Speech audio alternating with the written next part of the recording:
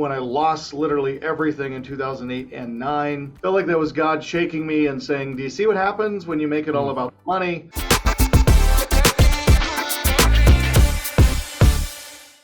How did you rebuild? What was the low point for you? But then how did you start taking steps to rebuild, maybe from even a personal and family standpoint? Yeah. Well, I grew up in a Christian home. My dad was the youth pastor growing up as a kid. And so I was very close with the Lord. I had a great relationship with him.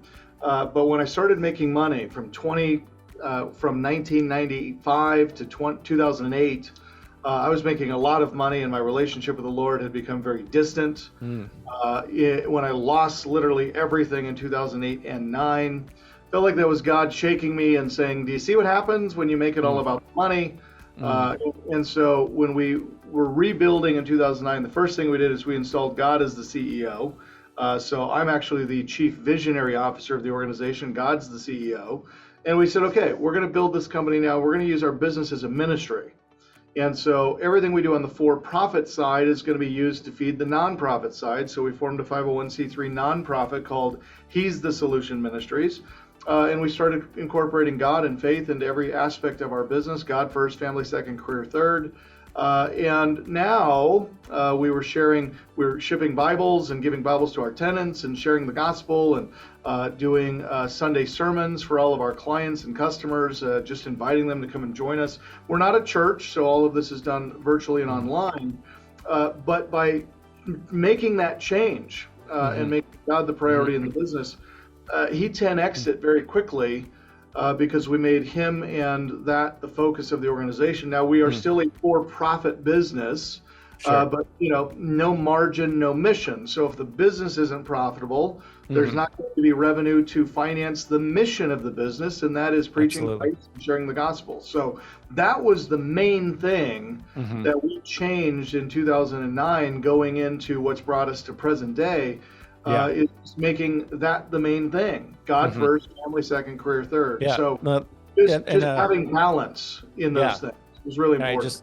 I was just at a mastermind I mentioned to you before we hit record, and one of the presenters, a guy I would say is a friend now, that he's all about impact investing, and the whole presentation he gave was strictly about impact investing, and how he does large multifamily deals, and every dollar that he raises really is meant to go to nonprofits and to positively impact the world. And I was talking to him, and he said, I didn't have any intention of doing this, but God spoke to me and said, no, go all in. So I was curious, Lee, was there any, from a personal standpoint, was there any hesitation or reservation, from your perspective, as far as either losing out on customers, if you're going this sort of bold route, not sort of, it's bold, right? And losing customers, or sort of just, I don't know, just taking any kind of negative feedback from people. Was there any kind of hesitation on your part to make that decision and go forward in that path? Well, hesitation and tremendous fear, right? Because we are bombarded daily by the media, and even at the state level, saying separation of church and state, right? Separation of God and profit. And so there's that hesitancy to be bold for fear of losing customers who are not going to resonate with that message. But what I've learned through this is that it's not so much losing customers as much as it is attracting the ones that you really want to do business with. Who have a similar belief, who have a similar appreciation of faith in the workplace and being bold for Jesus in what we do. And not only did we not lose customers, but we gained and attracted 10 times more customers who believe similarly. But it's very rare in business to be bold in that way.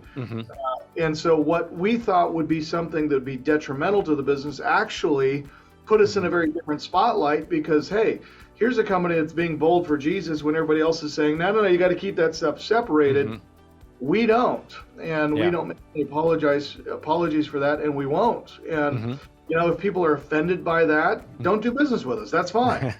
Sure. But other people are like, hey, that's cool, man. I buy into that. I believe that way. And I want to be involved in a company that's not hiding their light under a bushel, so to speak.